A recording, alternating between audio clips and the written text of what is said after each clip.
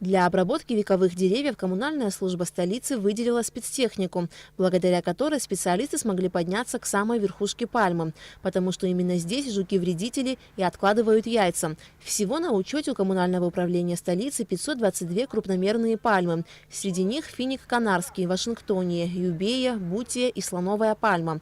Большая часть из них уже обработана. Сейчас специалисты в целях профилактики ведут повторное лечение пальм в центральной части города, а также на турбазе и в Синопе. К сожалению, в центре города, где больше есть поражения, нижние пластины опускаются, то есть это признаки того, что они были заражены уже давно.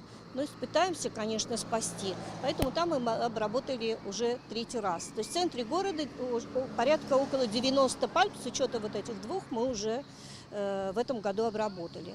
Сейчас мы обработаем на турбазе, перейдем в район вокзала, Дзидзария, то есть вот ту часть города. За свой жизненный цикл пальмовые долгоносики полностью уничтожают стволы пальм, и даже взрослые крупные деревья возрастом около 100 лет могут погибнуть из-за насекомых.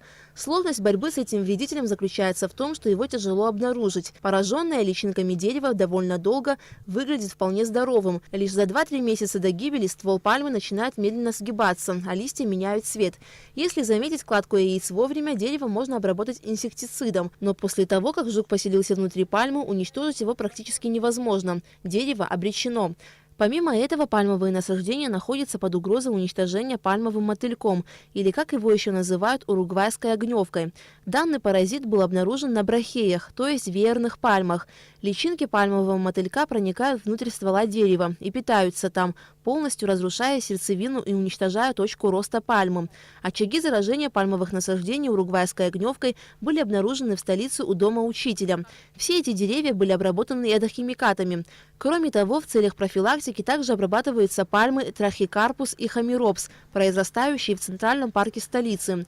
В день на лечение пальм уходит примерно 500 литров пестицидов. Кабинетом министров было выделено у нас достаточное количество, оно хватает, там порядка 200 литров, но ограничений в том, что нам там будет не хватать, пока вопрос не стоит, поэтому у нас есть.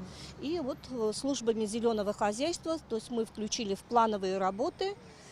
Какие-то виды работ, может быть, мы не будем делать, пускай не обижаются наши горожане, потому что прежде всего поставили приоритеты, что нужно делать в первую очередь. Поэтому мы не делаем сейчас обрезку, только крайне каких-то аварийные работы.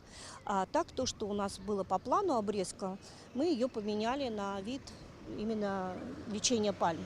Коммунальное управление Сухума вместе с зеленым хозяйством столицы также помогут ботаническому саду провести в целях профилактики химическую обработку пальмовых насаждений. Аля Катрапш, Степан Мартиросян, Абхазское телевидение.